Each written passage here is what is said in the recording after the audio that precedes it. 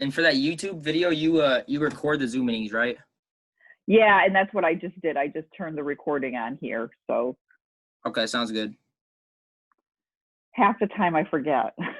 So if you notice, you should be able to see now that it's recording. You should see the little red dot. Yeah, I see it. Yeah.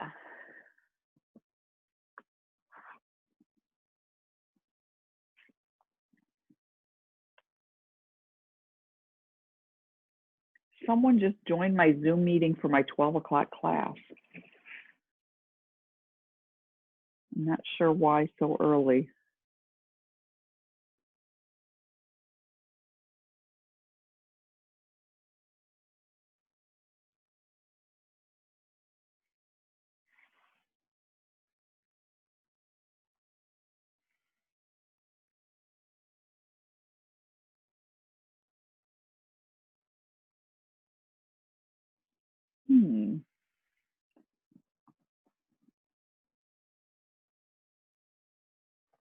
I'm going to try to just not join the audio at all on my iPad and see if that works better.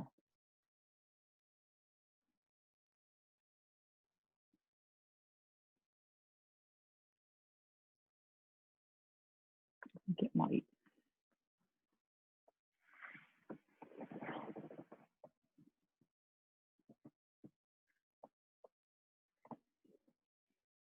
Nick is here and speaking of himself in third person, as is Aaron C.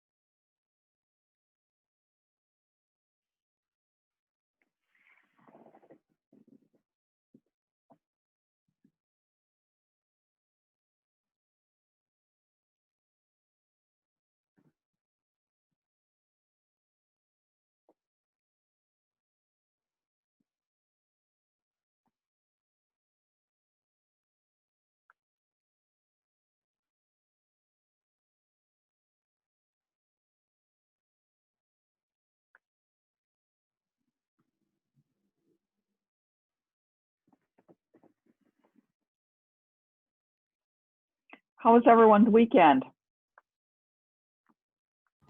It was good. How was yours? Good. Good. Rather uneventful, which is always good. I had a birthday. Oh, that's exciting. Was it your birthday? Yes. Happy birthday. Yeah. I'm 29 again.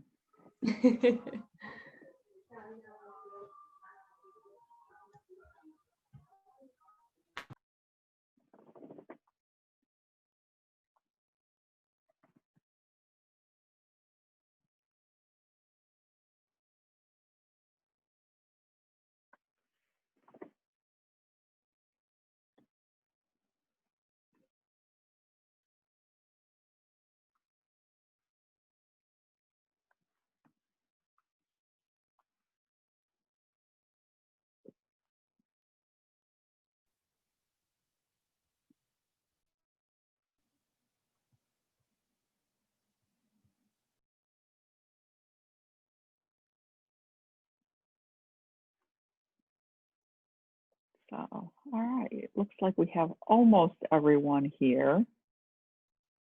So we're going to go ahead and get started. You've been working on area problems and then starting some volume problems dealing with splicing.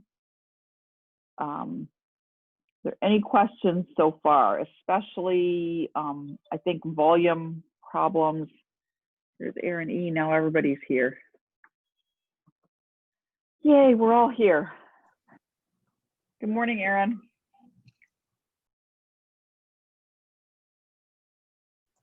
I was just asking, are there any questions that you guys want to ask about? They can either be general questions or questions from Alta that you ran into that were troublesome. Anything you want to ask. One on the shell method. Oh, good, Aaron. See, you're moving ahead to what we're going to look at today. And so we haven't talked about that yet, but you can go ahead and I'm trying to think if I want you to wait that out. Actually, I don't think I do want you to wait it out. We'll talk about the method and then we'll talk about some other methods as well. So go ahead and either, if you can type the question in chat, you can do that, or you can try to screen share. If you can screen share and show us the question, that would work as well. That might be easier. Oh, you got it. Solid form by rotating the region bound by. Okay, so I'm assuming that's negative 2x squared. Y equals plus 16x plus 16. Y equals 0 and x equals 0 about the y-axis. Round your answer to the nearest tenth. Okay, that is a lovely question. So if you think about the picture that we have here, the lines y equals 0 and x equals 0 are going to ensure that we're in quadrant 1. So bounded by that curve, y equals 0 and x equals 0 about the y-axis. So if we think just, I'm actually going to go off and share screen in Desmo so we're all looking at the same thing. Negative 2x squared. Was it plus 16x plus 18? Is that right?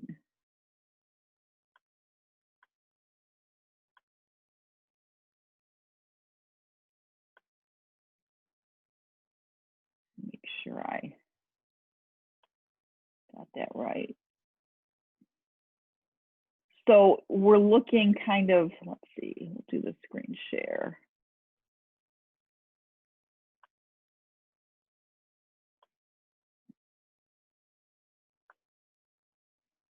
Okay, these guys. All right, so there's the region. The region we're looking at is this region in quadrant 1, because it said the line x equals 0, which is the y-axis, the line y equals 0, which is the x-axis, and the curve. So it's this region under the parabola, but not all the way out to the x-intercept because that's at negative 1.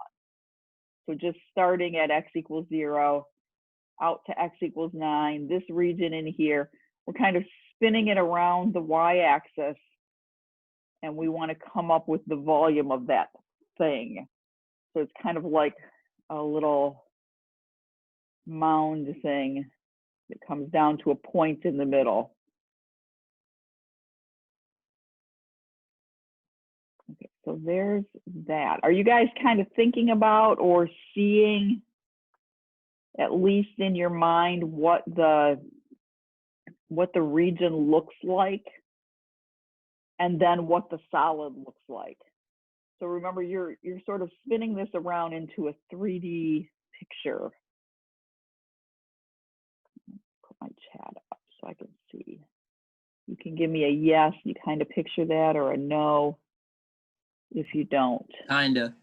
Yeah. Yeah, and kind of, has anybody been, this is sort of a 70s thing, so you probably don't remember it, maybe 80s. Been to a wedding where they have those like tissue bells floating about, hanging around, and the way those bells are made is they're actually cut out on the flat.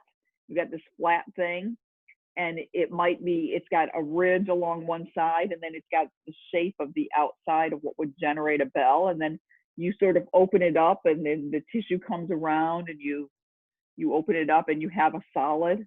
You connect it together on the other side with some little silver, with a little silver clasp, Has anybody seen those things? I always think of them as wedding decorations, but you can make anything out of them. I've seen pumpkins that way for Halloween, where you open up the pumpkin, or Christmas decorations. So those things are kind of like a solid of revolution. You think about taking a line and you just spin the curve around that line. So our line in this case is the y-axis, and we're spinning this sort of parabolic region around the y-axis and creating this solid that's got sort of like a hilltop made out of the curve. So you've got this hill coming all the way around, and you've got this hole in the middle. And the idea is that we've got to come up with methods for calculating that volume. And there are really 3 more things that come into play on this for these solids of revolution. And the one that Aaron C. asked about today is this shell method, which is a little bit different, a little stranger than some of the others. Okay, thanks, Gabe, for typing in there, so we've got you here. Okay, so the question is about this shell method. A quick preview. How many of you have looked at some of the problems using the disk method? Who's done the disk method already? Obviously, Aaron C. has, because he already got up to shell method. But if you've done the disk method, give me a hand raise. You can raise your hand and just show it. I can put them down afterwards. If you raise your hand, then I'll know that you got to those. It looks like Caitlin did, Curtis did. I know Aaron C. did, or he wouldn't have asked this question.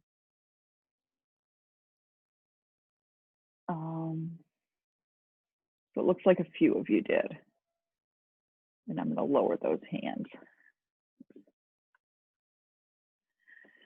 Okay, so the way the disk method works is that you always find the volume by slicing perpendicular to the axis of revolution. So you chop through, in this case, it's the y-axis, so we would chop through horizontally. The problem when we do that, I think if I pointed this, you'll be able to sort of see the problem. The problem when we do that on this is that we've got this sort of little inner gap where there's nothing, so we wouldn't have any volume to generate there. And then we've got this outer piece that goes to the other half of the function. So in order to use the disk method, we would need to solve this equation for x. And while that's not impossible, it's also not desirable. We're going to get a messy square root function. We get a positive square root and a negative square root, so it's kind of a pain in the butt. Instead, we're going to use this idea of what we call cylindrical shells. So I'm going to grab a piece of paper, and it has something written on it. It doesn't really matter. The way shells work, we're going to sort of think of it like this. If you have a solid and you fill them with a bunch of sort of infinitely thin shells, think pieces of paper. And so you could have one here, and then you have one skinnier, and one skinnier, and one skinnier, and you keep nesting these things. You can also think about nesting dolls, those little Russian nesting dolls. And you keep putting more and more pieces of paper in there. If you can fill this thing up with shells and then add up the volume of each of the shells, you'll have an estimate of the volume of the solid. And then if you let the number of shells head toward infinity, you'll get the exact answer. And we know that to let the number go to infinity gives us an integral, so we're going to be integrating something. Now you might say, well, how is it easy to find the volume of a shell? The reason it's relatively easy, at least, is because when I roll out the shell, all it really is a piece of paper or a rectangular solid that's very thin. So the volume of this thing is not hard to find because I know that it's length times width times thickness. So we're going to go in here and look at the shell idea, and I'm going to switch out my share. I'm going to stop the share. You've got a picture of what we've got going on there. And we're going to come over here and I'll share. Just share screen.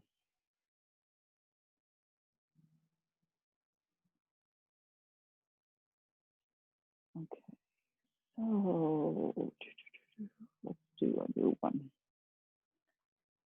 Okay, so we've got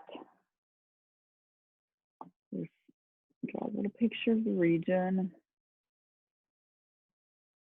And I'm not going to try to draw this perfectly. It's just kind of like this. We'll kind of expand it out. We've got some high point. This is what's getting revolved. And let's see. This is the point 018. And this is the 0.90. And I don't know that we need it, but this is the 0.450 here at the top. And we're revolving about the y-axis. So when we set up shells,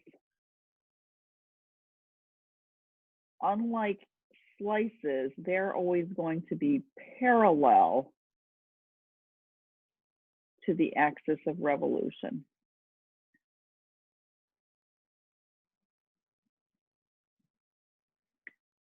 Let's see if we can draw one in here.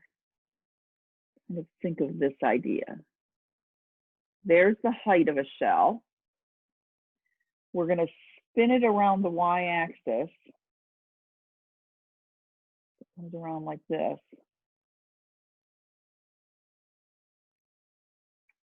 So notice that these shells are indeed cylindrical. Myself back to zoom over here. Okay, does that make any sort of sense?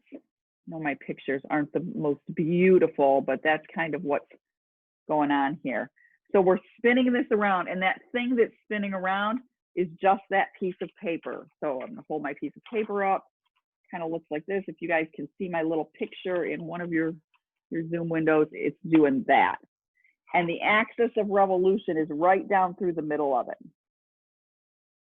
And what we're going to do is we're going to roll out that piece of paper and we're going to find its volume. So we're going to find the volume of one piece of paper, and then we're going to add them all up, and that'll be an integral. All right, let me take my piece of paper. So here's the original shell, looks like that, and it's got some radius. So back to my picture that I was sharing my screen on, here's the radius.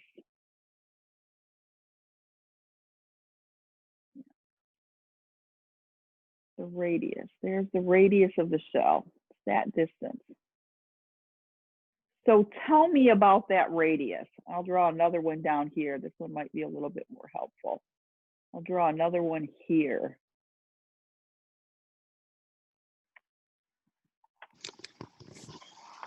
What's the radius of that shell? Well, it depends on where I am, right? The radius of that one looks like it's about 4 units. Actually, a little less than 4 units since my vertex was at 4. Maybe the radius of that one is 3 units. Maybe it's 3.2. But it's whatever X value I happen to be sitting at. Is that So supposed to be at the 4? At the top? No. Okay. It just was supposed to be anywhere. So in other words, this is sort of a sample shell that could have been anywhere. I could have drawn this over here or over here. I was just drawing one edge of a shell. It didn't necessarily have to be going to the top. Because what we're going to do is we're going to take all of them. So we're going to take this one and this one and this one and this one. We're going to go all the way across, and we're going to add up the volume of each of those shells and then let the number of shells head toward infinity.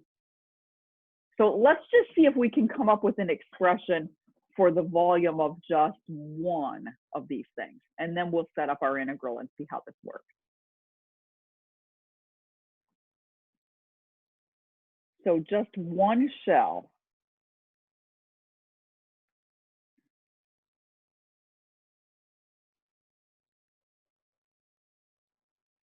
So how do we get the volume of the shell? Well, again, remember, it's this piece of paper. And to figure out the volume of the shell, I'm going to roll it out, because then its shape is really easy to sort out. It's a rectangular solid. It's got a length, it's got a width, and it's got a thickness. My piece of paper is very thin, but there's still some thickness there. So length times width times thickness.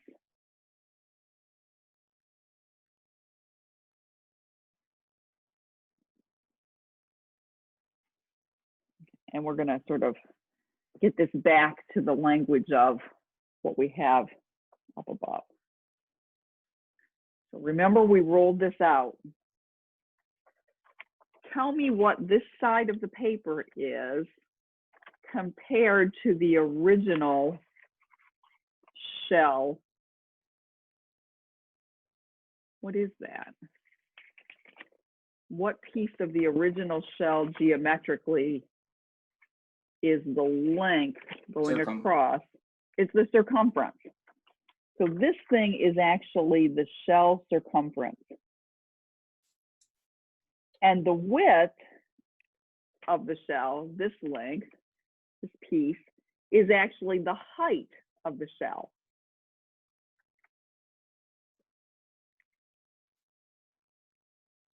And then we've got our thickness. So now we're going to go back to our picture and see if we can sort each of these things out. Well, you guys remember a formula for circumference.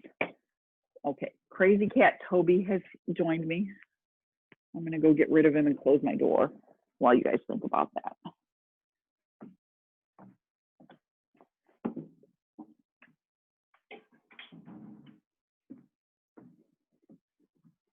Okay. He would be Can you repeat fine, the question, except please? okay, and it looks like Aaron answered it. The question was, how do we get the circumference? What's a formula for the circumference? And Aaron said, is it 2 pi times radius?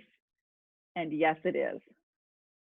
So now this is looking a little bit better because their circumference is 2 pi times the radius, and we at least have the radius sort of labeled on the picture, right? It's a distance from 0 to something. We also have the height on the picture. Go back to red. The height is right here. And the thickness of the shell is just that little thickness. And that is a little change. Oops, I'm getting off of into my description. That is a little change in X value. So if your shells are vertical, the thickness, think about this strip right here, is just a little change in X, a delta X. So this is just one piece, one shell. You could even sort of label it as a delta X sub K. This is our X sub K. All right, tell me the height of that shell compared to my function. Remember, my function was, it was negative 2x squared plus 16x plus 18. 18? 18 would be the height of the shell sitting over here at this edge, at the left edge. Over at, here, I'll draw one in here. That shell would have a height of 18. This shell in the middle would have a height of 50. This shell way out here would have a tiny height near 0. Do you see how the height of the shell changes depending on where you are? So it depends on which X value we're looking at. But no matter where we are on the curve, the height of the shell is equal to the function. The height is equal to whatever my function is, in this case, negative 2x squared plus 16x plus 18. So the entire function tells us the height of the shell. And so in notation from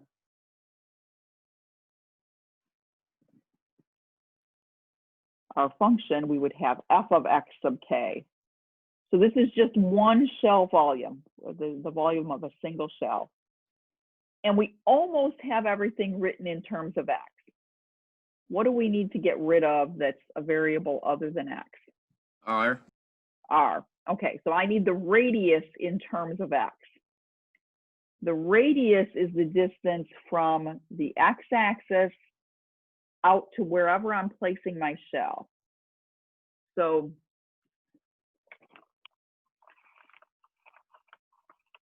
if here's my shell, and this is the x-axis in here, and if my x value is 2, then what's my radius? This is my y-axis in here. If my x value is 2, then my radius is 1. Nope. If my x-axis value is 2, then my radius is 2. 2. If my x value is 10, then my radius is 10. Remember, the axis of revolution goes right through the middle, so the radius is whatever the x value happens to be. And the radius in this problem is going to range from 0 to what? To a maximum of 9. Okay, so the radius is just whatever the x value is. So I've got 2 pi times the x value times the f of x value times the delta x. And this is the volume of the case shell. To get the total volume, I'm just going to sum these guys up. I'm going to take the sum of all the volumes from 1 to n, the sum of all the 2 pi x sub k, f of x sub k, delta x sub k. K goes from 1 to n. And that gives me an approximation. If I did 2 shells, I probably get a really crummy approximation. If I do 10 shells, I probably get a better approximation. Remember when we did those area approximations using like 4 rectangles, 6 rectangles, 10 rectangles? Theoretically, we could do that. We could estimate this using 1 shell, 2 shells, 3 shells, up to however many we want. We're not going to do that. We're going to go ahead and get the exact value, because what we figured out with the area problem was that to get the exact value, we let n head to infinity. In other words, we take the limit as n goes to infinity of this Riemann sum that we have, 2 pi x sub k, f of x sub k, delta x sub k. And when we take that limit, what we get is the exact volume, and it's the integral over whatever our region is, 2 pi x f of x dx. Now in this problem, we just have to figure out what's missing. The only thing we need to put in are the limits. We said that was going to be 0 to 9. and our f of x, which is negative 2x squared plus 16x plus 18. So there's the integral that will give us the volume. And I think it's a relatively straightforward limit or integral. So Aaron C., I think you were just looking at the general idea of how the shell method works. Is that right? Did you just get to those and you weren't sure how to do them? Okay. Now, the basic idea can switch a little bit, but if we kind of put this all together, let's do this one in blue. Here's our basic formula for shell method.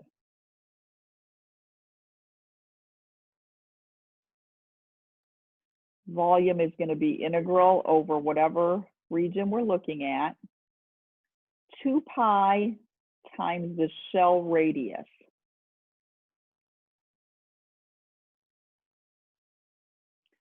Usually that's x, but if or y if you're revolving about the x-axis.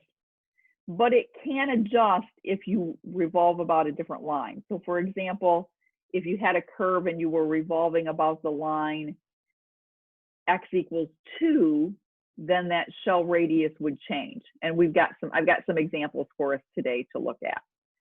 And then the next piece, the f of x piece, is the shell height. And again, that's usually the function, but it can be, the shell height might be a difference in two functions if you were looking at a region between two curves.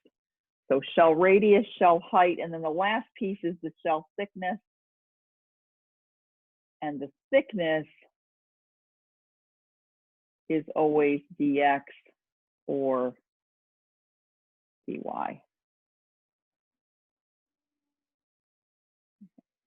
The radius is going to be a linear expression,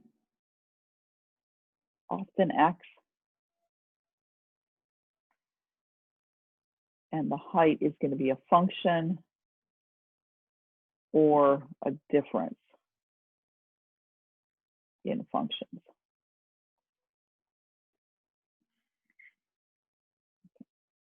And I can simplify those if I revolve about the y-axis. Then it's 2 pi x f of x dx. And if it's about the x-axis,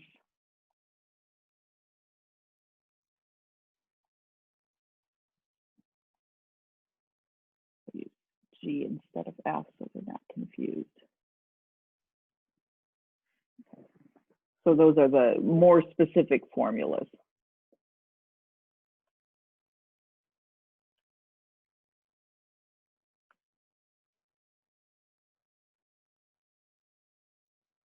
Make sure I'm caught up on questions there. Okay, so that's shell method. The shell method sometimes at first seems like it's the most confusing, but it's often the easiest to set up once you sort of sort out that you need it and can use it. It's really nice for cases where you don't want to have to solve for x in an equation.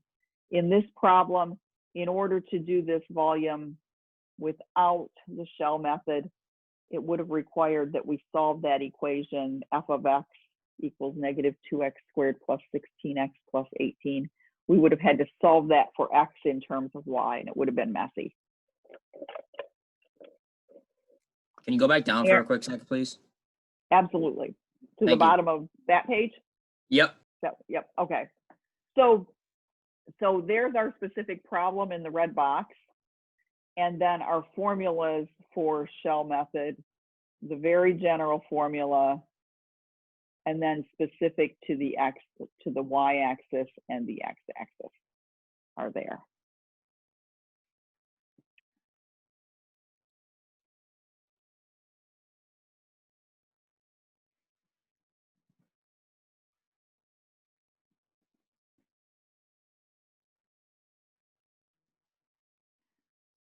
Okay, I think before we do any more questions, and Aaron C., are you good with that? You can finish up that integral, right? Okay, good. Before we do any more questions, I want to show you just quickly, for those of you who haven't gotten them yet, the disk method and the washer method. So the disk method and the washer method are very similar. And they are for solids of revolution. So you have to be revolving about something.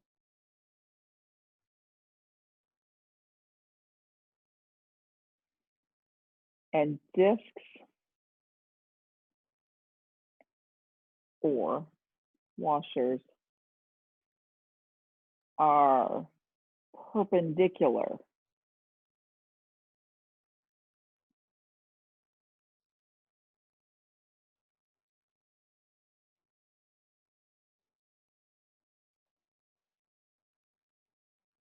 To the axis of revolution.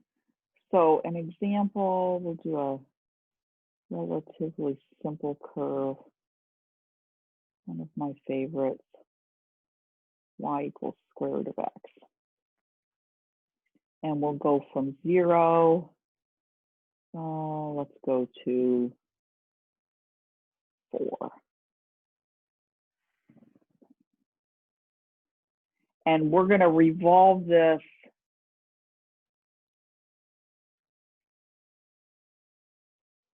about the x-axis this time. So I'm just spinning this thing around that way. And you can kind of see you'll have like a little mound shape.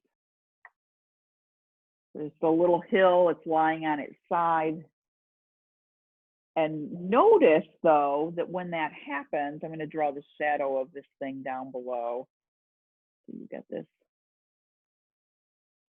Does that help you to see that solid a little bit better?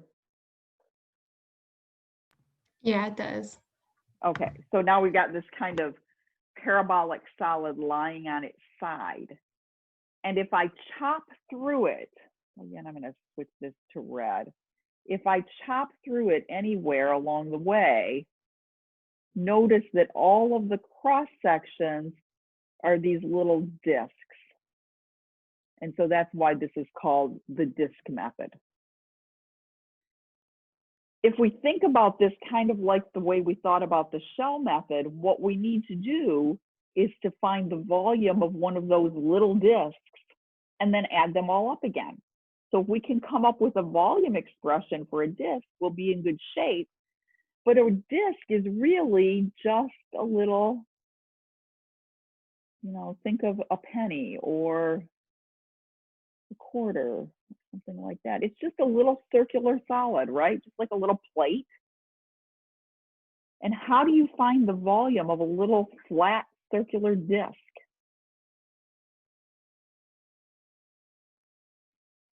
Think about volume. We need, let's see, we've got some radius, right? It's going to depend on the radius. So the volume equals the area of the base times the height. Kind of a standard cylindrical volume formula. If we can find the area of the base, but wait, the base is a circle.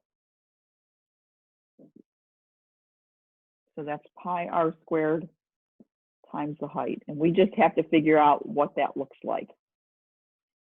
But here's my radius. So in terms of my function, the radius is just the function. In this case, it's the square root of x.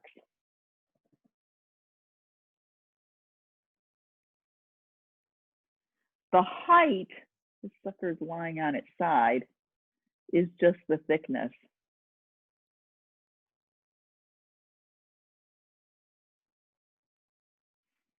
So the height is the delta x or the dx.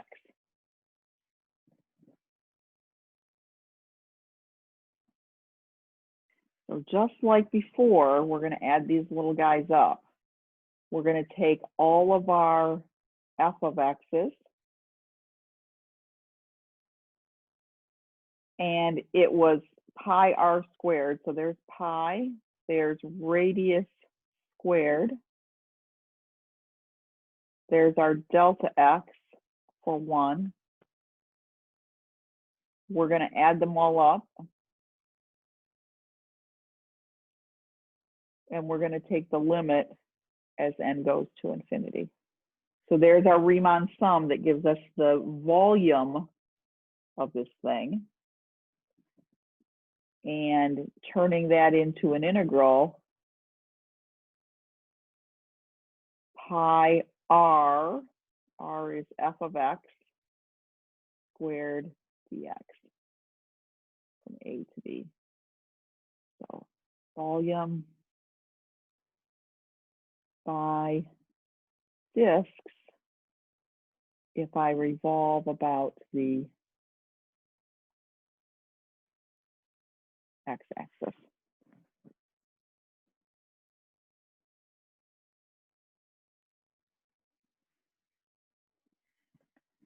And if I switch it and revolve about the y-axis, everything stays the same, except I need to write everything in terms of y.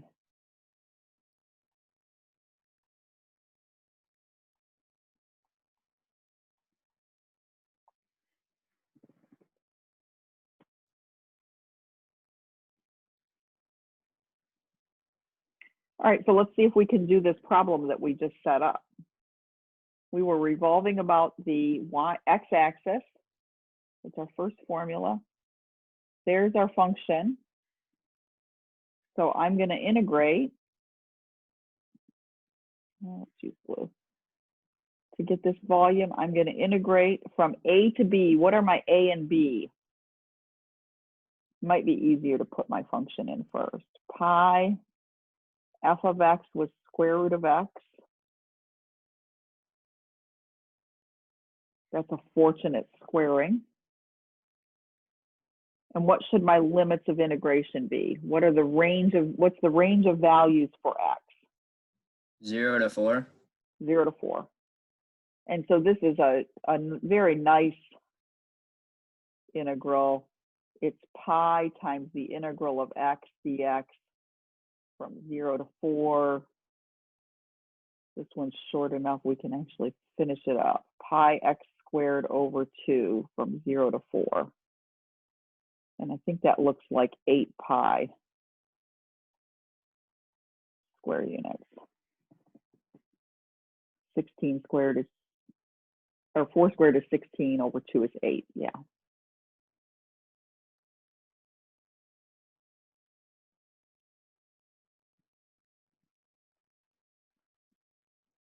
So that's this idea of disks. Those were circular disks. We just had to use the pi r squared formula to find the area of the disk, and then we multiplied by dx to get the thickness. That gave us volume. We added them all up, and to do that, we integrate. So we just integrate for whatever our region is. Now, washers are exactly the same thing. They just have a hole in the middle. So if we think about washers, the only difference you're going to see, if you're hungry, you can think donuts instead. But think about a washer. The washer is the region on the outside, and there's nothing in the middle. So this is like a volume where the stuff in the middle is taken out, or it's empty.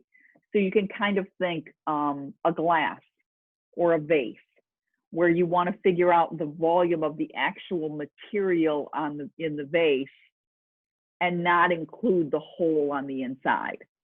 Or maybe you have some thick, oddly shaped bowl where, and this is just a cutaway. So you got that, but you got this big gap or hole in the middle that you don't want to include. That's really ugly. We're going to get rid of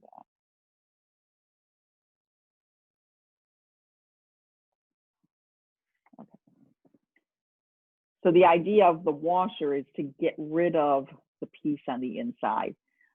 Here's a nice example with a similar problem. So we're going to just adjust that one a little bit.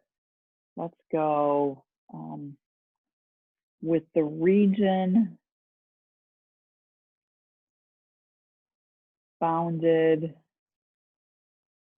by y equals x squared and y equals square root of x. And we're going to still revolve about the x-axis to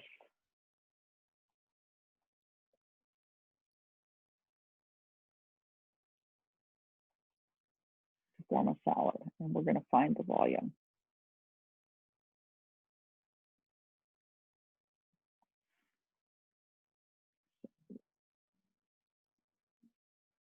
Oops, that's really y equals x squared, y equals square root of x.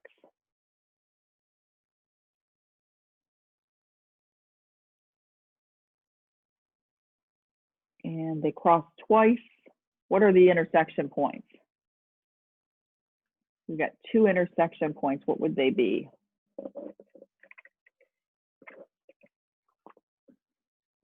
I know you know one of them. The one on the left, easy to see, is The origin. the origin, so 0, 0. And the one on the right is actually also sort of easy to pick out. You can kind of guess and check that one as well.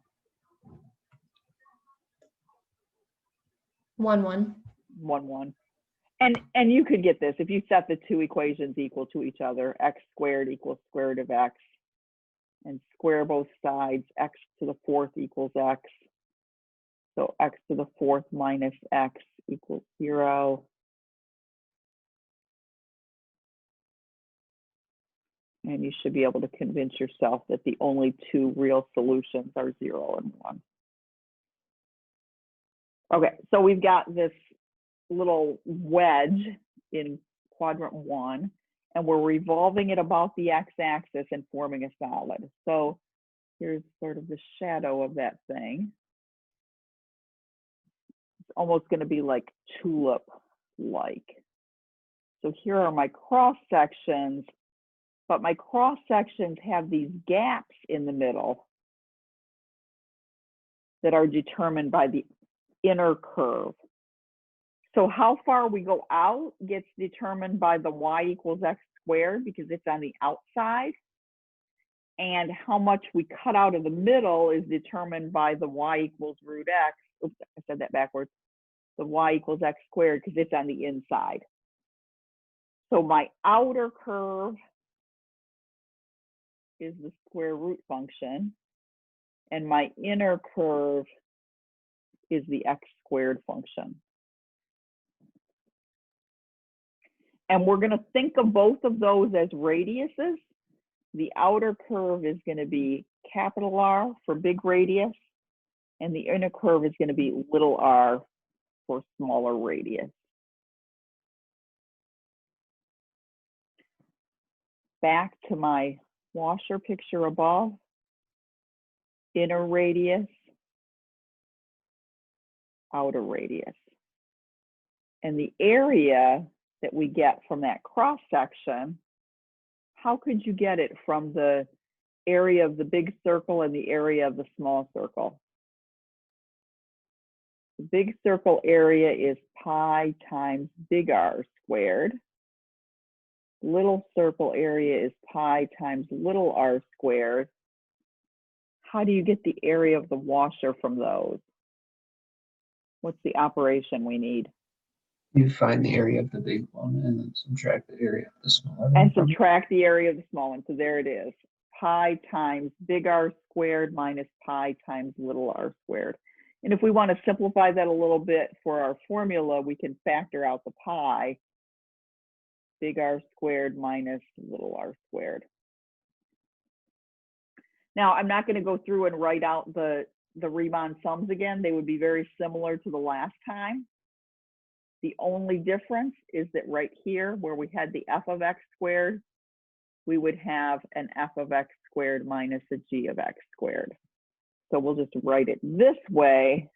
I really like to just use r's because it's a little bit more general.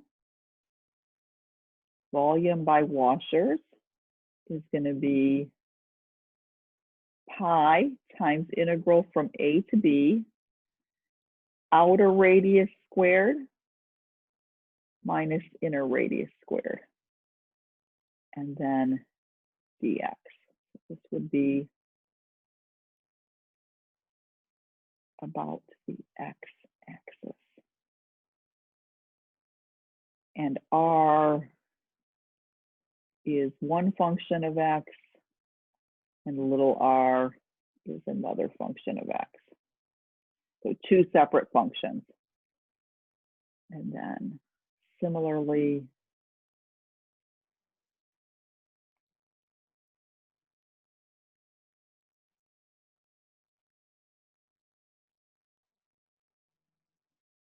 this will be about the y-axis.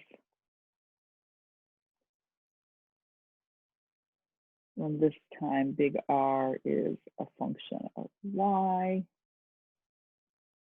and little r is another function. What do we want to call them? So volume by washers means that when you slice perpendicular to the axis of revolution, you get sort of a donut shape or a washer shaped piece. See if we can finish setting this one up. Okay, we had two functions. There they are. They were x squared and square root of x. We said, which one was on the outside?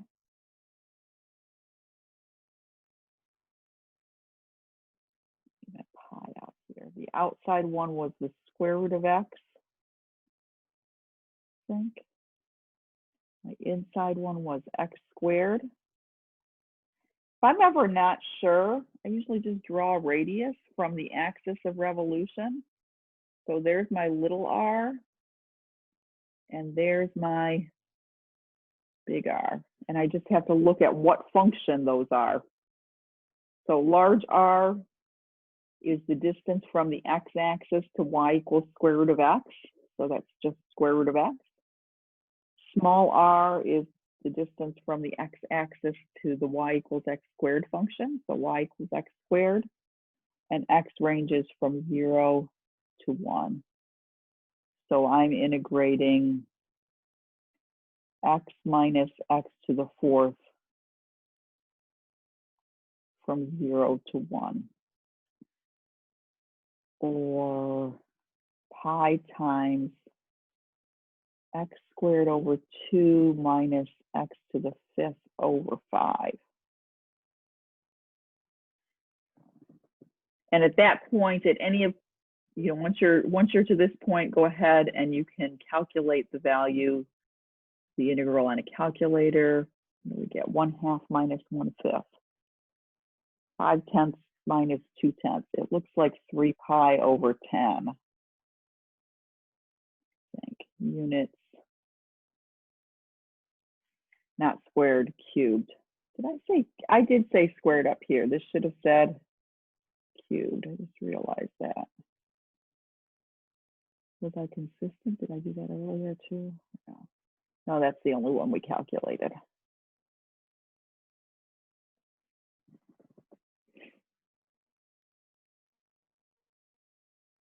And if you need an estimation, of course, you can calculate that. It's a little less than 1.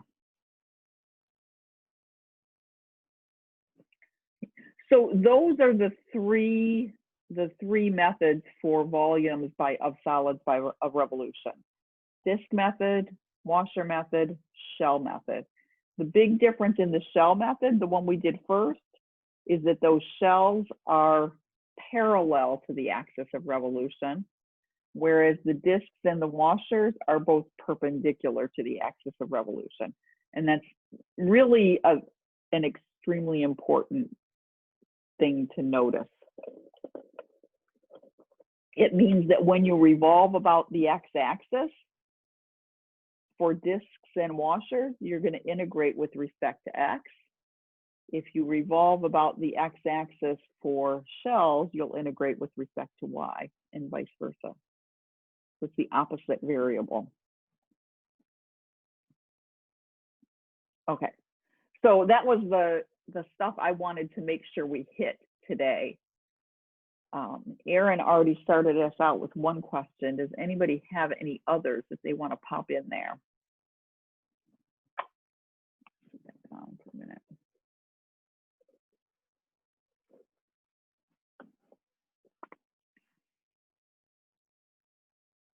Any other troubles? Do you want to just try a couple more of those?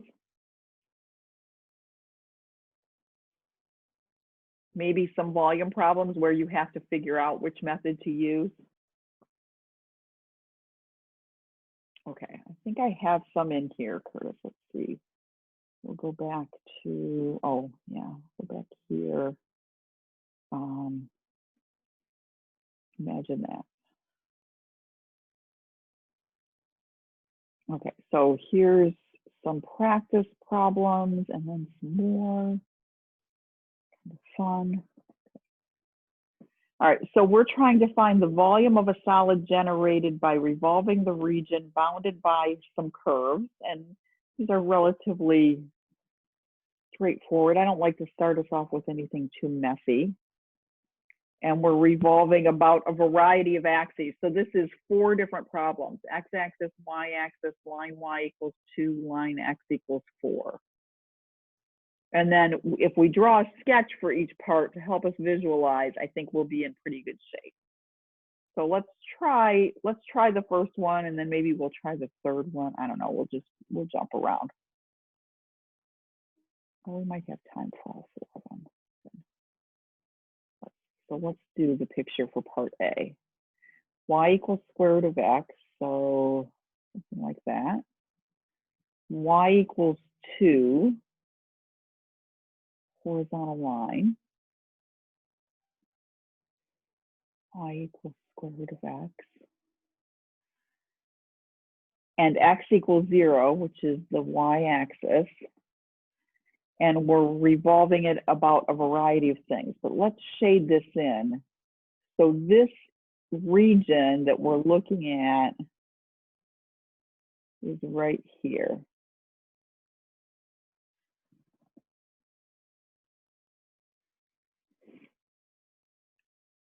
And for part A, we're revolving about the x-axis. We're going this way.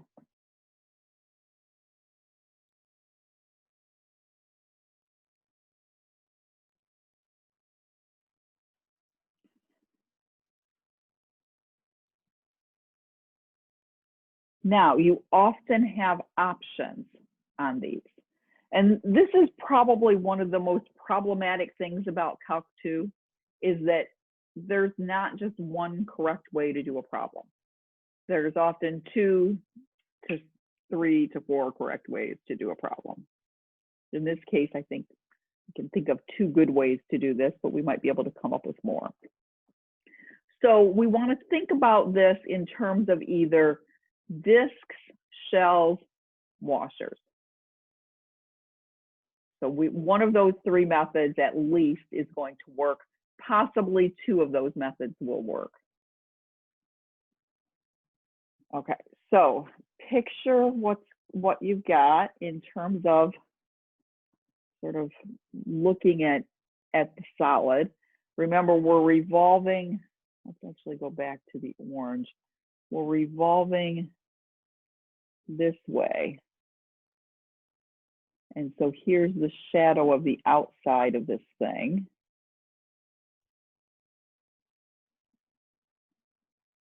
And so you've got this sort of cylinder with that parabolic solid similar to the one we had before cut out of the middle of it. So the solid part is this part on the outside, that we want to count the volume of. We're not trying to get the volume of the space in the middle. We're trying to find the volume of the stuff that's out on the outside of it. So as I chop this thing up, I have two choices. Notice it didn't tell me use discs, use washers, use shells. Just said find the volume. If I use discs or washers, I have to chop perpendicular. So let's draw that picture first. If I chop perpendicular,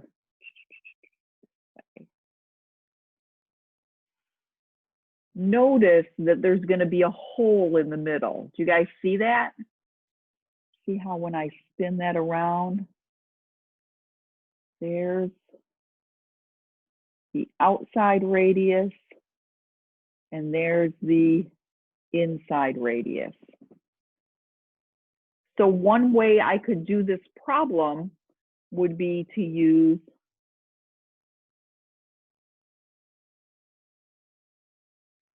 washers. And with washers, I need to figure out what the outer radius is and what the inner radius is. You guys help me out here. You can go ahead and either shout it out or you can type in chat what you think capital R and little r would be. This. Outside radius, inside radius. They're not necessarily always the same, but they might be. So here's my outer radius is that distance. Inner radius is that distance. And remember, they might change as you move from X value to X value.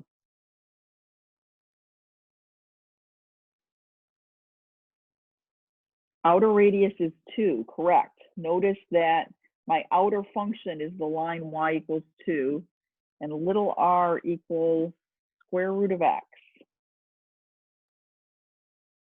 Yep. Outer radius is 2, inner radius is square root of x. My thickness is a dx. So I've got everything in terms of x and I should be in good shape. Volume is pi times the integral of outer radius squared minus inner radius squared. And x goes from 0 to what? We don't have that limit on there yet. But we know we start at 0 here. We go all the way out to here, where y equals 2 and x equals 4. Since y equals the square root of x. 4. So volume equals pi times the integral from 0 to 4 of 4 minus x dx, or pi times 4x minus x squared over 2. Let's see, 4 times 4 is 16, and 4 squared over 2 is 8. 16 minus 8 is 8. So I get 8 pi, whatever these things are, cubic units.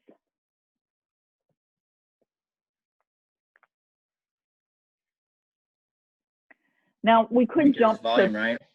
This is volume, yeah. So it's cube. So it's cubic units, whatever they happen to be. You know, maybe it's cubic meters, Okay. centimeters, something. Now we could jump to part B, but I do want to show you that this problem could have been done using shells. So, and you'll get to where you might like one method better than the other. Sometimes one method works much more easily than the other. In this problem, the functions are simple enough in terms of not being complex equations that we could also use the shell method. So I should probably do this in a different color. Let's see. Let's switch that out. Make this purple or something. Remember, shells run parallel to the axis of revolution. So my shells are going to go this way. So notice that my shell thickness is a dy. Now, you could look at this and say, that means I have to solve everything for x. But that's really not that big of a deal because my equation is y equals square root of x. So that means x equals y squared. And so my shell height, remember we're turning this on its side, is that function x equals y squared. It's this distance.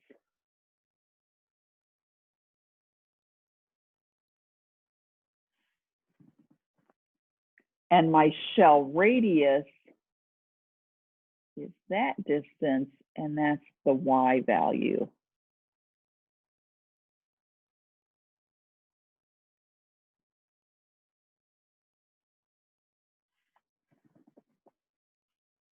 But if we take a look at that, now we've got everything put together. What was our volume formula for shells? It was 2 pi shell radius times shell height times dy. And y only ranges from 0 to 2. So notice that we get a very slightly simpler integral, maybe 2 pi times the integral of y to the 4th.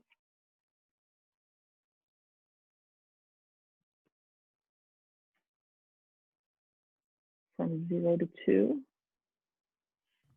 Where did you get that y to the cube? Is it supposed to be y squared instead? It is. I don't know what I was thinking. You are absolutely right. I even wrote it right over here, and then I wrote it wrong here. I was about to notice it because I knew that with the 5th power in my integral, it was not going to match up with my last answer. So that's a square. Was that Caitlin or? Yeah, that was that? me, Caitlin. All right. Thank you, Caitlin. I'm glad you told me that before we got any further. Okay, so that makes that one a y. I think maybe I was even just jumping myself ahead to the y times y cubed, or y times y squared to get y cubed, and I wrote it on the wrong line. And my limits, notice though, are 0 to 2 because those are my y values. So let's see if this works. 2 pi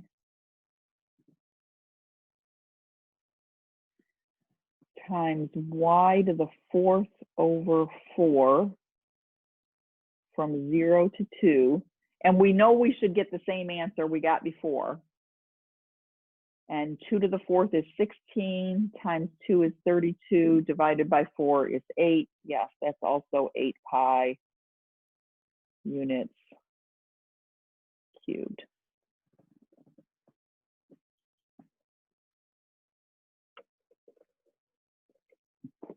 So sometimes you can nicely have at least 2 ways to do a problem to check to see if you're right.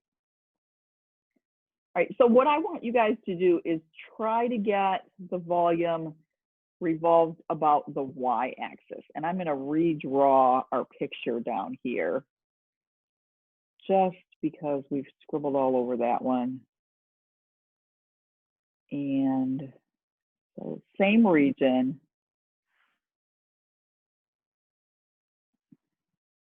This lovely orange for our shadowing. And we're revolving this way now. And again, it's totally up to you. You can use either a couple different choices of methods, but you want to set up and get the volume. So washers, shelves, discs. And again, I can see two ways to do this. So see if you can start a setup for the volume. I'm gonna give you about 3 minutes to peek at it.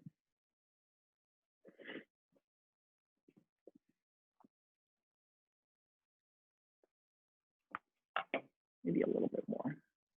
Why do you have the arrow pointing up, the yellow arrow? Because part B says you're revolving about the y-axis. So I'm reminding you of the axis that you're revolving about.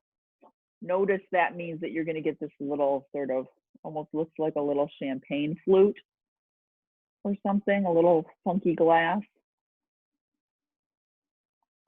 There's the,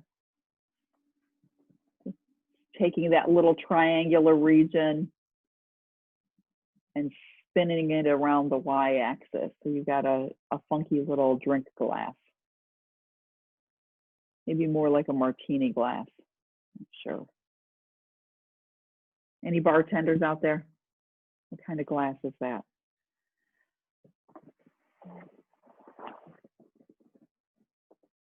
It's not really a champagne flute. That would be more tall and skinny, angled the other way.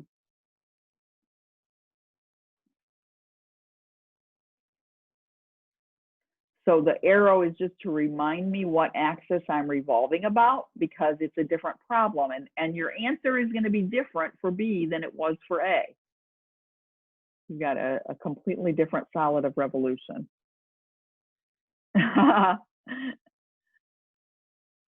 Yeah, I think you're right. Looks like a martini glass.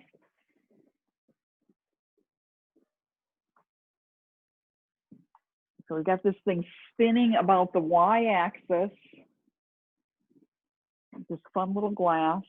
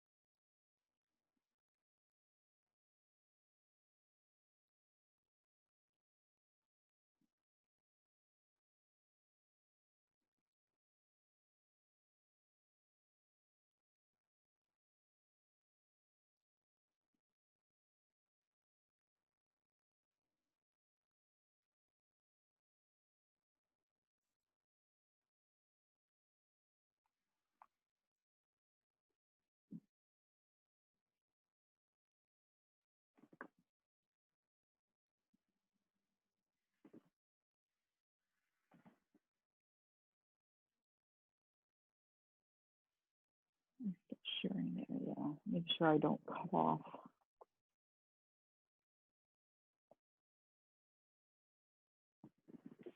Are you still screen sharing? I am, but I'm not doing any more work because I want you to do some work. Oh, So I want you to think about it first. So yeah, the screen share is still there, but nothing's getting written on it because I want you to think about the problem yourself and try to get as far as you can on your own.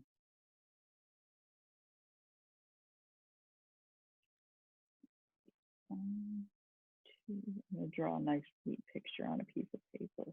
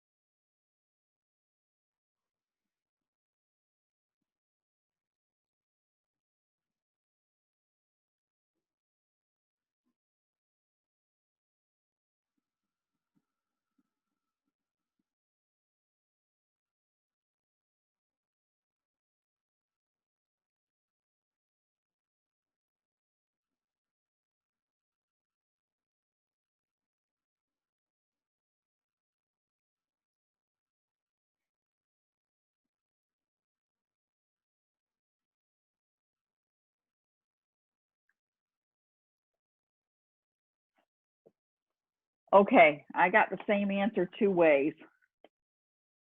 So let's see if anybody can match me. Does anybody have a final answer? And if not a final answer, does anybody have an integral set up?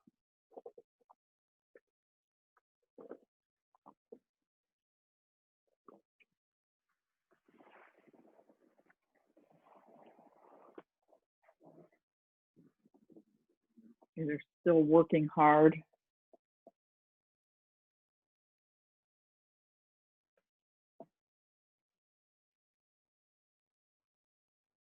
Aaron C. Do you have it done?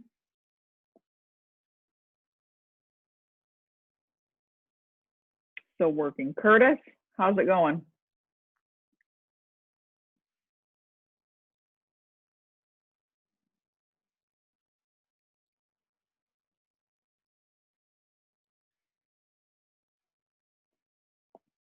Okay. All right, I'll let you guys work a few more minutes.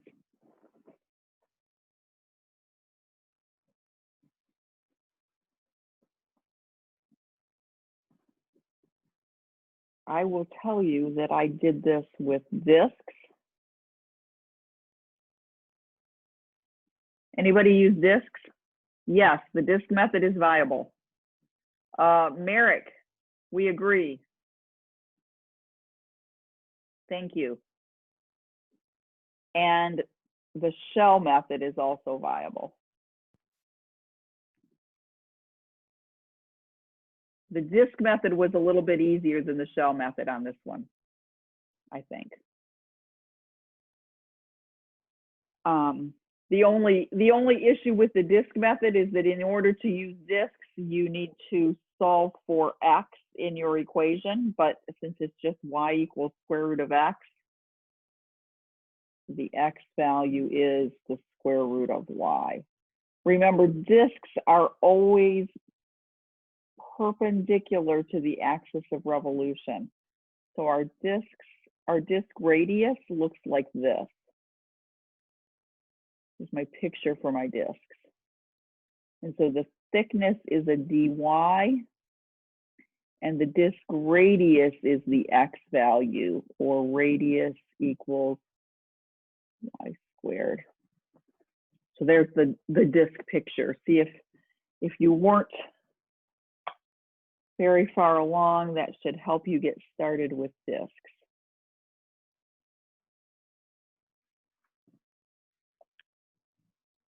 Yep. Okay, good, Curtis. You came up with the same thing as Merrick. Merrick, did you use the disc method or did you use the shell method?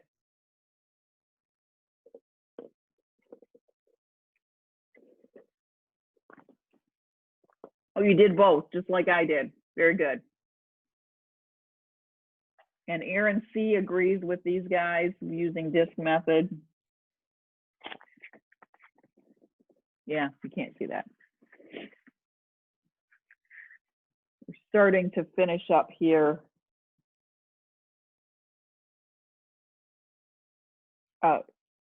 And you guys can ignore what oops, well, that was all right. R equals y squared. Out of there, y squared. But down here, I should have said x, not x equals square root of y. That contradicted what I said above. X equals y squared. This is my radius. And I had it right above.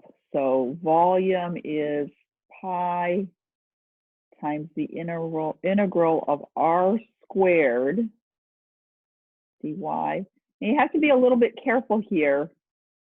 Y ranges from 0 to 2. Notice that r squared is y squared squared from 0 to 2. So you're integrating y to the 4th.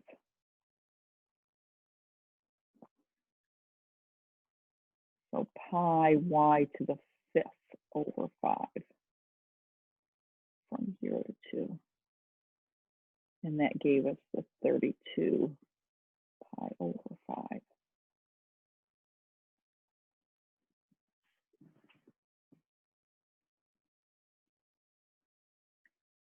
Now, let's see, Merrick said he did disk first. I did disk first as well.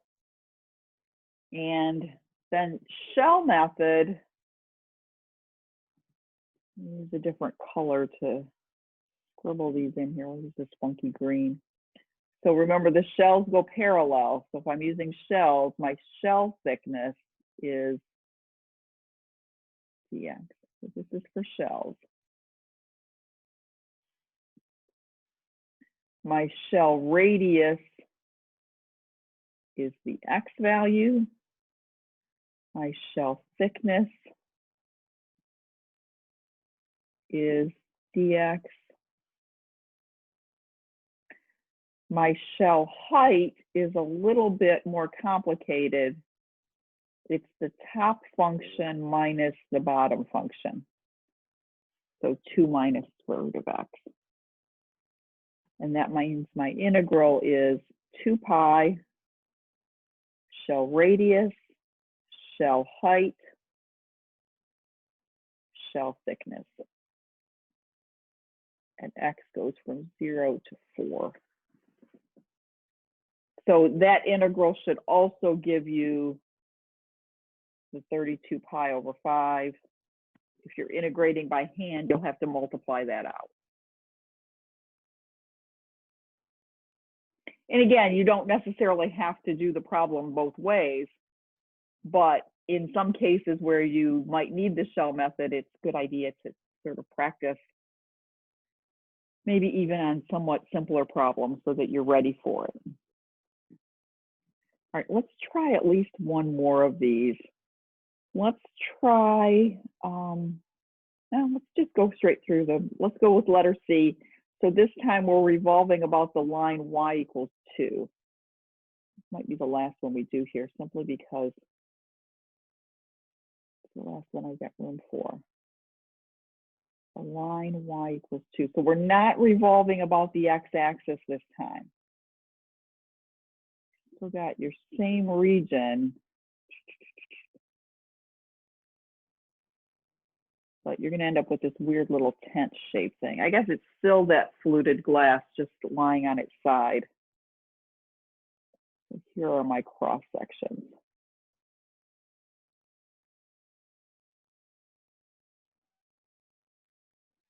Okay, so quick question for everybody. For this problem, discs or washers? Is there a hole in the middle or no hole in the middle, so discs will be appropriate?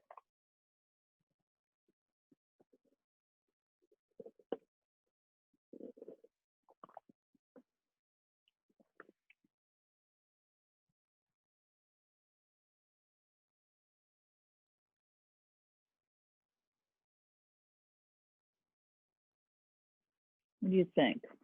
We're revolving about the line y equals 2. Discs or washers?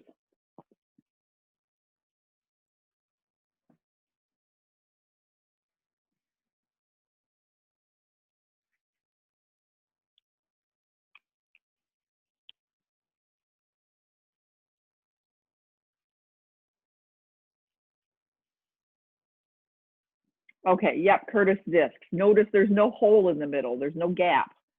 So we can just, right, no gap. You are correct. Disc method will work. So all we need is the shell radius or the disc radius. Now, be careful with this. So let's take a minute and think about it. The disc radius always starts at the axis of revolution. So here's our radius. It's that distance. Or if you like it better, that distance, which is probably easier to visualize. There's our radius, there's our radius. It's the distance between the line and the curve. So see if you can come up with an expression for the disc radius. This is where you have to be careful and sort of think of the general what's going on in the problem rather than just throwing in a formula and saying, oh, the disc radius is the function. Oh, I am, Cassie, thank you. Did I quit screen sharing? I didn't realize I did. That won't work very well. I did. Okay, let's see. There we go. Thanks, Cassie.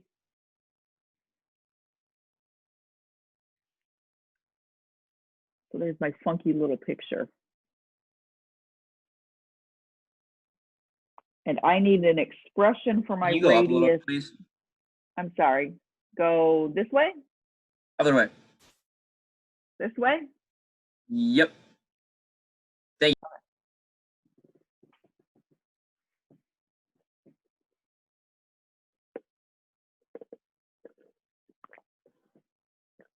So we're revolving about the line y equals 2 now, and we're trying to come up with an expression for the radius of the disk.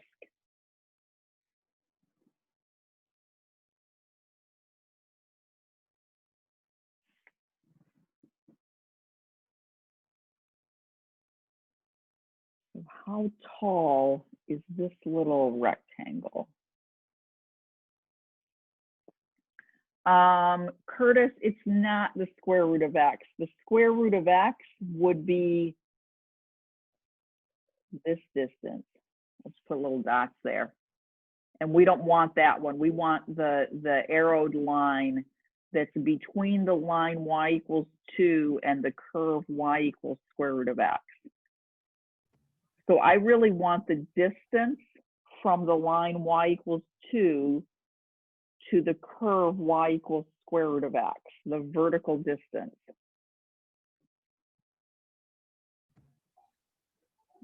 Would it be 2 minus square root of x? Yes. And you can kind of think about with the other problems where we had just the function, we really did do the subtraction, but it was square root of x minus 0. And so we just left the 0 out because we didn't need it. So that distance there is 2 minus square root of x. Notice how that radius is the same as the height of the shell in the last problem. So it's kind of interesting little comparison. In fact, we had it right here. This green part was 2 minus square root of x. So those are, the radius now is the same as the height of the shell from before. But we're going to set this up with this method, which was integral pi r squared dx. And from a to b, x values range from 0 to 4. And this one's not really hard to do. Just be careful if you're doing these by hand, make sure that you square things properly. So this is 4 minus 4 root x plus x. And then to be careful with our integration. Let's see, pi times 4x minus 4x to the 3/2 divided by 3/2, so times 2/3, plus x squared over 2, from 0 to 4. And hopefully I have calculated correctly. Let's see. 4 times 4 is 16. 4 to the 3/2 is 8. Times 4 is 6, or times 2 is 16, times 4 is 64. So that's 64 thirds. Plus 4 squared over 2 is 8. 2472. I think that's 8 pi over 3. Somebody can check my final calculation. I think that's right.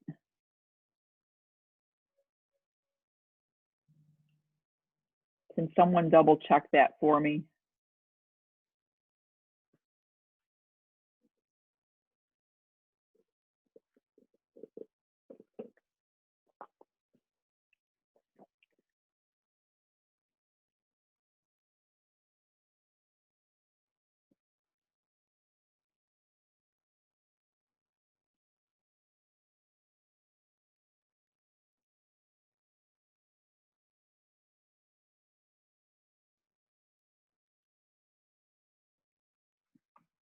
It looks correct to me. Okay, so at least two of us are in misery together if we're both wrong. Oh, I redid it and I don't know. I think it looks good. Okay, good. All right. So number 2 is pretty much the same thing. I just used exponential function there. Remember, E stands for easy because integral and derivative of e to the x are both e to the x. But be careful, again, you might have to do some tweaking there if you're working on a different problem. Should we try one of those so that we're just dealing with a little bit different function? You think? Is that good practice? Maybe. 8 pi over 3. Yeah, good, Curtis. We agree. Very good. Thanks for putting that in the chat. Should we try one of these in number 2? How about if we draw the picture and then you guys can decide whether we should do A, B, or C? We should be able to do all of them, but we'll just pick one.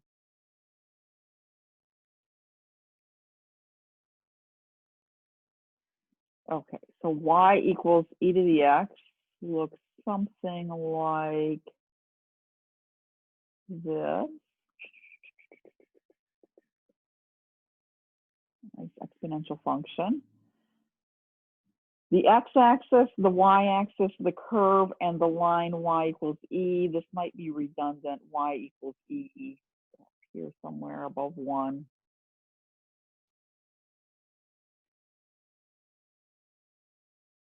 Oh, and x equals 0. Okay, there we are. So our region is indeed well defined. It's just that part. And we're going to revolve first about the x-axis. So that's here. Then about the y-axis. That's here. Then about the line y equals e. So that's here. All right, so let's think about the methods we could use for each part. So revolving about the x-axis. Could we use disks? Are disks an option for the x-axis?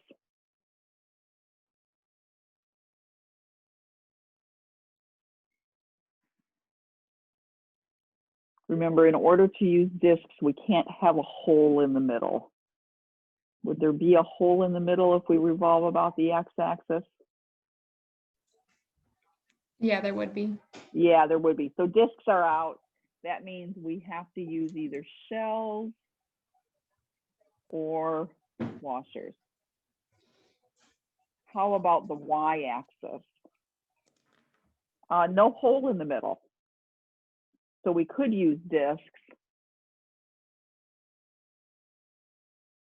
But it turns out we could also use shells.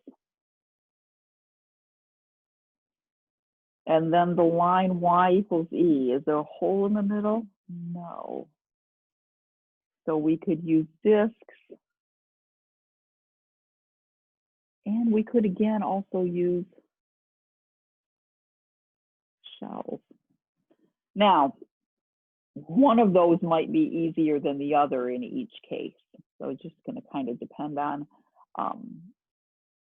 what you're working on. Notice that since our equation was y equals e to the x, I didn't label that on here. If we did have to write everything in terms of y, that would translate to x equals what?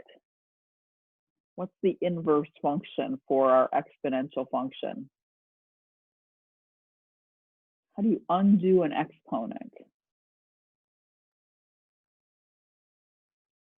Remember that undo function. If y equals e to the x, ln. x equals the ln of y. So the natural logarithm.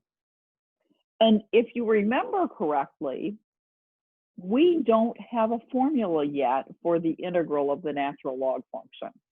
So if we do end up with the natural logs in our integrals, we'll just go ahead and calculate on a calculator or in Mathematica or somewhere. but I think we should be able to set these up with x's. Okay, so revolving about the, let's just do the x-axis one, and I think we're gonna stop there so I can get to my noon class on time. So we'll just do one more of these. So we're revolving about the x-axis, and let's try the washer method. So about the x-axis, here's the outer radius for part A.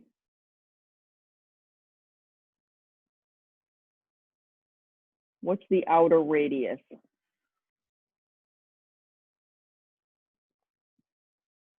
This is very similar to, let's see, where's this other one? This one where my outer radius was 2. So my outer radius on this one is E. not 2, E. And my inner radius is this distance. It's the function e to the x. All right, well, we've got our outer radius, we've got our inner radius. Oh, it'd be nice to have this point. If y equals e, what's the x value? Remember, y equals e to the x. So e equals e to the x, that means x must be 1. Kind of nice. This is the point 0 e. This is the point 0, 1. All right, so washers. We've got our outer and inner radius. Pi, outer radius squared minus inner radius squared. And x goes nicely from 0 to 1. So this looks a little messy. I don't think it really is. E squared minus e to the 2x. From 0 to 1. Is that integral from 1 to 0, the very first one? Yep, they both are. Yep, 0 Okay. to 1, or the lower limit is 0, upper limit is 1, because my x values range from 0 to 1. Moving left to right, starting at the y-axis, and then over to the point where they intersect each other.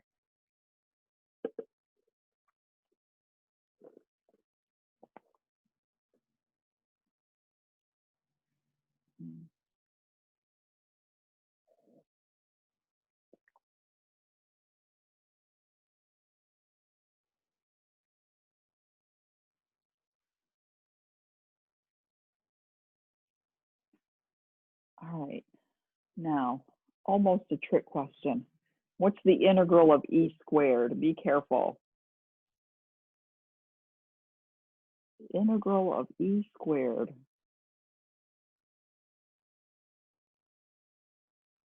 What is e squared anyway?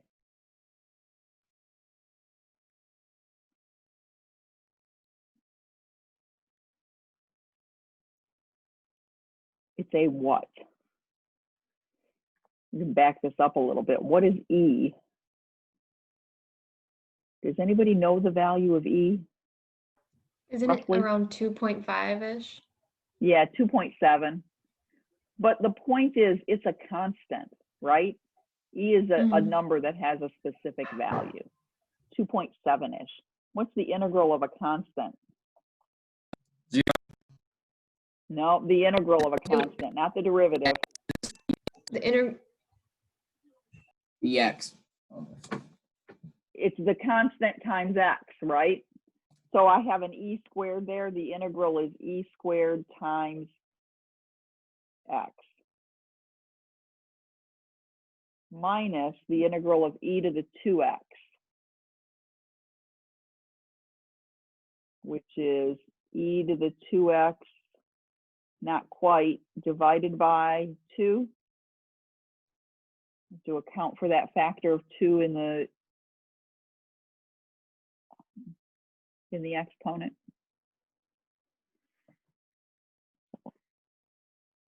If you're not sure on that, for integral of e to the 2x dx, let u equal 2x. du will be 2 dx, so that dx is du over 2. And that's where I got that 1/2 in my integral. And then we're evaluating from 0 to 1.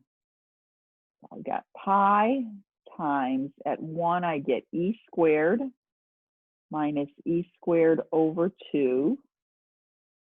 Then minus, at 0 I get 0 minus 1/2.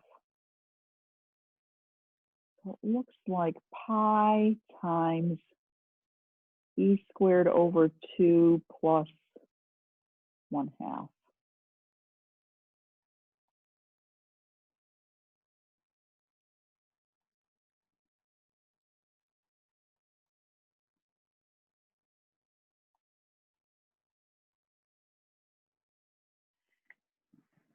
So pi times e squared plus 1 all over 2.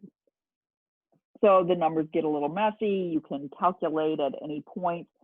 Be careful in Alta. They will ask you if they want, say, an approximate answer or an exact answer. So if they ask you for exact, make sure you give them exact. If they ask you for approximate, round however many places they're asking for. And then we could do these. I think washers on this work relatively nicely, other than the fact that we end up having to integrate a log function. Next time, I want to make sure that on Wednesday, we hit Mathematica. I want to show you some things in there. It's Wednesday. I'm sorry, today is Wednesday, so Monday. Yes, I've got my days mixed up. We didn't have a Monday this week. Well, we did, but not here. Yeah, so next time will be Monday, and we'll take a peek at how to evaluate integrals in Mathematica, so that if you want to use it to evaluate integrals, you can do so. The link to the download is on the announcement page in e-learning. How does the test work, Merrick asks. The test is in Alta.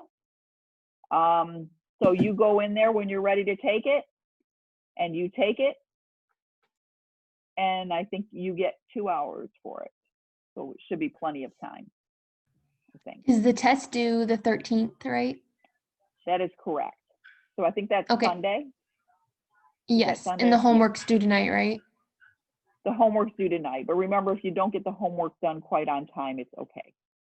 Because you can still okay. get 100% on the homework, even if you're a little bit late. How does the grade work for that? Is it based off the mastery of it? So like say for Yes, instance, to get like a credit of it, it's just 100% mastery? Yeah, so it doesn't matter if you've missed problems along the way, you can still get 100% on your homework, Okay. as long as you get to 100% mastery eventually.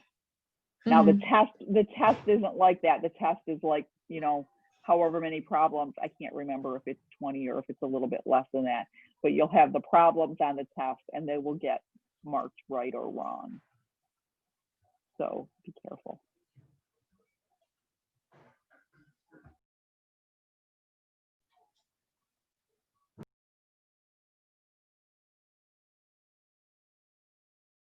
And the test should be open now. I put a test window there because that's roughly when you should be working on it. But if you're ready to work on it already, you can go ahead and take it. It's already open and available to you. Do you get 2? No, you don't. You get 1. Sorry, Nick.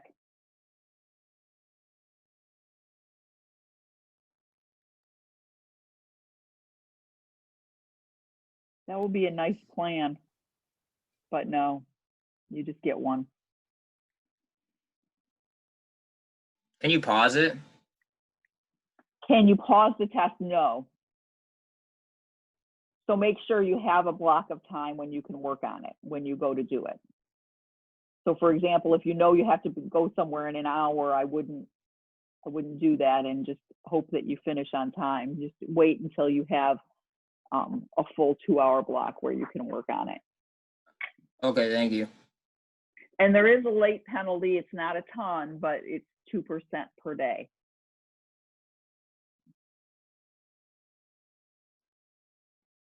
Okay, thank you. All right, you're welcome. Okay, shout out if you need help with anything. I'll be in office hours tomorrow morning, and otherwise I'll see you next Monday in class. Have a good weekend. You too. Bye-bye. I can't believe it's already the weekend almost. know. I As know. I do another. I have a Friday class though, so this class that meets at noon is Monday, Wednesday, Friday. So yeah, makes my weekend. Have a good go weekend. shorter. Yeah. Bye-bye. Bye-bye. Take care. Bye. Bye-bye.